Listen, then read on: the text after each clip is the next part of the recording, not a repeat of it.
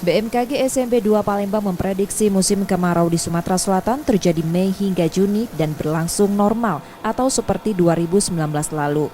Musim kemarau ini juga diprediksi disertai El Nino, yakni fenomena naiknya suhu muka air laut di atas kondisi normal di Samudra Pasifik bagian tengah, yang mengakibatkan curah hujan sedikit atau tidak sama sekali terjadi hujan dalam beberapa waktu.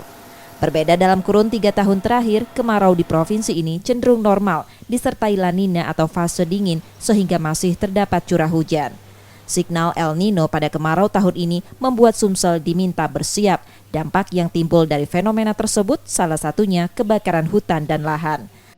Kalau terkait dengan ini awal musim kemarau, jadi prediksi BMKG itu untuk awal musim kemarau di tahun 2023 ini kita cenderung normal, tetapi di pertengahan tahun itu ada signal El Nino. Ya, El Nino itu identik dengan kekeringan misalnya, curah hujannya berkurang gitu. Tapi ini masih signal. Nah, tetapi perlu diwaspadai pada saat kondisi normal itu pun biasanya di Sumatera Selatan juga banyak terjadi kebakaran hutan. Titik panas di Sumatera Selatan diprediksi akan mulai muncul pada akhir April atau saat memasuki musim kemarau.